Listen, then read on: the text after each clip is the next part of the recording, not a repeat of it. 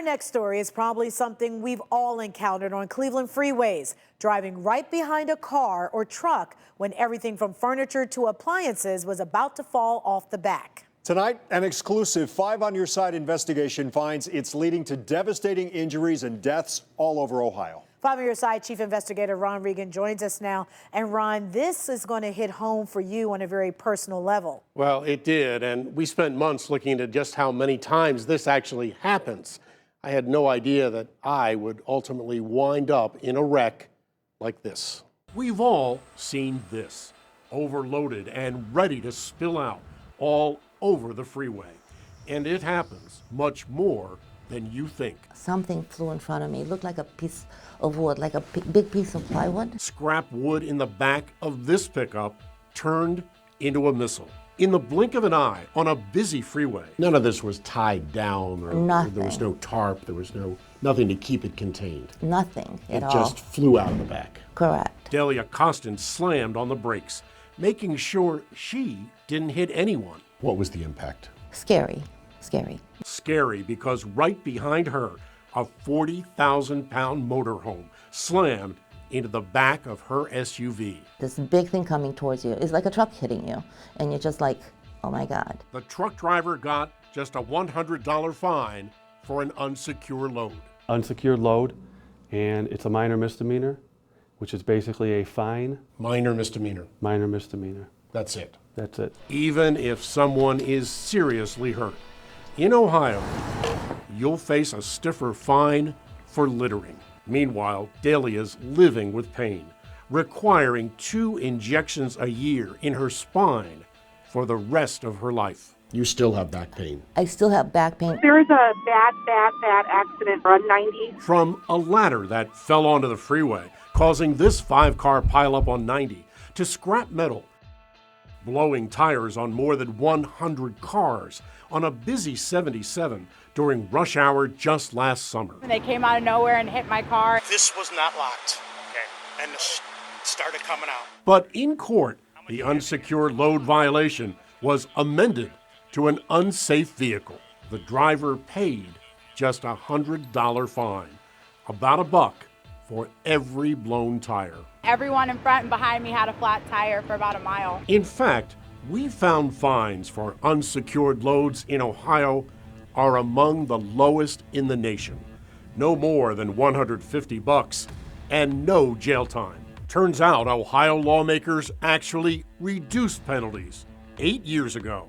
And while encouraging safety, the Ohio Trucking Association sidestepped a question about increasing fines. Ron, I'll be honest with you, it's very difficult for me to answer a question that has blue sky on the other end. The question is what is that fine increase going to look like? Why should you bother, tying down your load, or if you're not going to get a consequence if something is going to fall? We found nearly 3,000 unsecured load violations, contributing to almost 7,000 crashes over the last 5 years. 6 killed, 715 injured. I would have no idea I'd be one of them. We were just leaving, and we heard an accident on 480. Absolutely horrific. A mattress had earlier fallen off a truck. Somebody lost a load over here, and it was a chain reaction from that. While successfully avoiding a rear-end collision, my car was clipped by an 18-wheeler that kept going. Is there anybody inside the vehicle still? It was me. ODOT cameras captured the impact. Astonishing to watch your car flip. I mean, I was holding my breath, just praying that you were going to survive it. That's Kathleen Courtney, seen here on crash scene video. He's a hot mess. His car rolled completely. She was in the car behind me. You just saw it flip. Oh, the horror of it, yeah. I saw it flip and I thought, that's not going to end well. Kathleen is a nurse, and the very first voice I heard. So I didn't know if you had a concussion. I saw the ceiling of the car. The roof of that car was just so crunched in. I knew that you had just been compressed. It was my back, and it was broken. My main thing was to make sure you were still breathing and could breathe, and then to make sure that you didn't get out of the car. Meanwhile, Ohio continues to permit lax regulations, allowing violators like this man who paid that $100 fine in Delia's case. It wasn't me, it was the wind blow. I had a mattress in my trunk. The mattress flew off, the wind blew it. To continue to escape serious consequences. You realize that, oh, that guy doesn't get anything, but as I said, I'm suffering the rest of my life. My hope tonight is that seeing what can happen will protect you. I'll be calling on state lawmakers to increase penalties and fines for unsecured loads, hopefully forcing drivers to think twice about what they're hauling. Well, Ron, we all know you. We know this was physically challenging and really emotionally challenging for you to even sit here right now and share this, but yet you are telling your story. Why did you want to do this?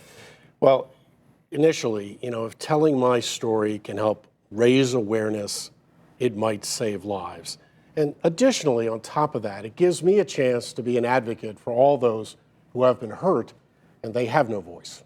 We can't thank you enough for sharing this with us and with us. Thank you, Ron.